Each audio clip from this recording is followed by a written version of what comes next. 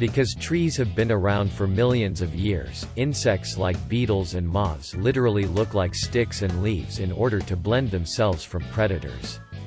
How long do you think it will take for insects to look like man-made objects, and what object will it be? Any thoughts?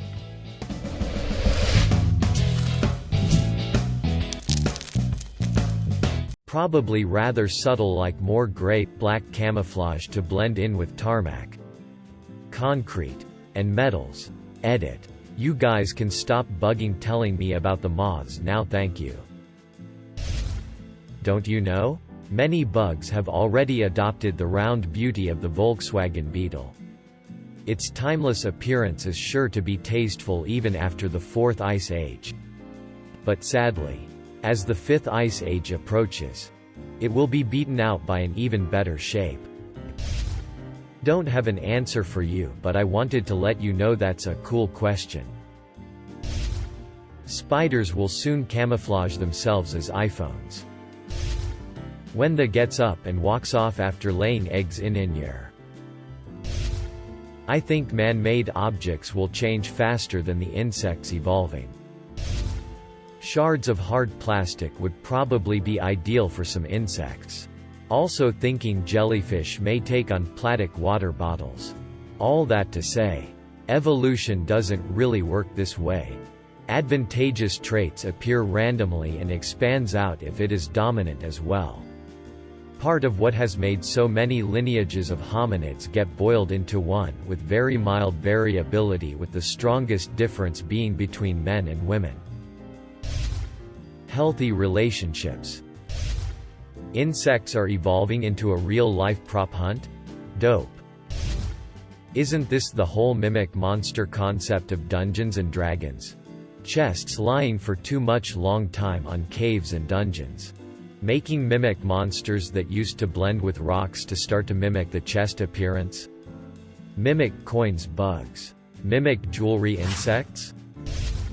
The apex predator of humans in 20,000 years will resemble college loan forgiveness.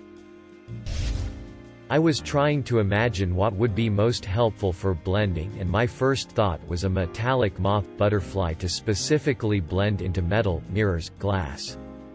But then I thought that's probably not somewhere they'd want to sit extended amounts of time, and also the higher amount of those materials around the lower amount of flutter boys. Then I started thinking, what's an environment with a ton of both bugs and man-made objects together, and my first thought was rural areas and farms. Imagine a stick bug type insect but camouflaged to look like a nail sticking out of wood. Or maybe a moth that instead of looking like bark looks like finished and varnished wood grain. Siggy bud insects. You have it backwards, of course. Insects, like beetles and moths, have been around for millions of years, and trees have evolved to blend themselves in so as not to be taken advantage of as safe harbor. I don't know how long, but they'll probably look like trash. IIRC, there is a moth that lives on birch trees and so evolved to match the color of the bark. Nearby pollution stained all the trees dark and the moths lost their camouflage. In a few decades, they had evolved to be darker and began to blend in again. During the Industrial Revolution in the UK, the pepper moth had the population change to blend in with the soot from the factories. See here. Moths already do this. Millions of years. Man-faced stink bugs look like my uncle. Not really answering your question. But soon all humans will look like their sofas. I feel like man-made objects change way too often for any creature to adapt to camouflage to them. Name something man-made that has been around and maintained the same appearance for more than 100 years. Contemplate whether that will be around for the hundreds of thousands, millions of years necessary for that type of evolutionary trait to develop for a critter to be able to camouflage to that. Discount everything that doesn't seem to fit the criteria and you're left with what? Nothing other than the same natural resources that have been around since before the beginning of humanity. I don't know if this counts. But it's already happened. Honestly. Bits of plastic. Long after we are gone. Our plastic bits and pieces will still be floating in the oceans. Or washed up on beaches. Or scattered in crumbling, decayed cities. The plastic will break down so slowly that it's possible we could see new emerging species or subspecies that begin to resemble certain bits of common plastic.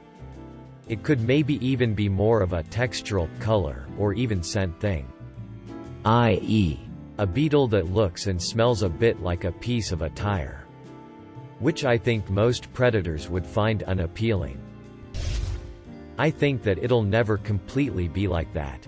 I mean, animals around, in populated areas might change in a few dozen million years. But as long as there are adequate habitats, most animals, insects will stay adapted to nature.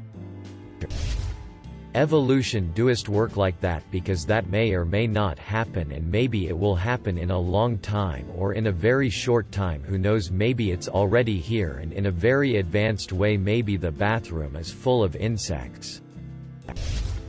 Maybe they will look like candy trash. Like small paper. It's definitely not something that we would try to pick. They would be safe. Here's a few examples of it having already happened. Peppered moths used to be, well, peppered. These days the majority of them are black in and around London because in the Industrial Revolution, evolution favored moths that could blend into soot-covered walls. In Nebraska, U.S., cliff swallows in urban areas will often build their nests or around bridges, and have evolved shorter wings to give them extra agility for dodging cars. And in Montpellier, France, weeds have evolved heavier seeds than members of the same species in the countryside. So they aren't blown away onto pavement as easily and have a better chance to fall in the same dirt the parent plant is growing in. Yeah. At the rate we're going, I don't think we'll be around long enough for that. Hey, somebody dropped their phone over here. Picks up. Ow, it bit me. Falls unconscious. And gets swarmed by deadly cellphone snails. https://en.wikipedia.org/wiki/hikagani. Concrete. Most likely. Brain-eating insects that look like Apple earpods. C. They will begin to look like our vehicles. And then, they begin to turn into them and grow while the humans leave Earth. But they gain intelligence matched by ours and take over the world. Then, cue up Cars movie and watch that with the idea I took it from there and the Pixar theory.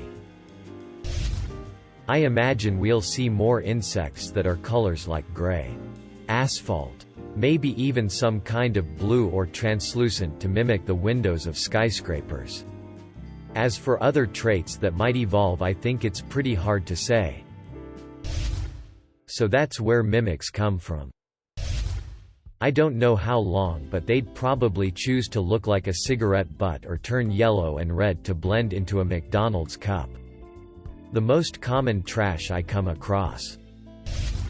I could see a cigarette butt beetle. When people are around, it just stops moving on the ground.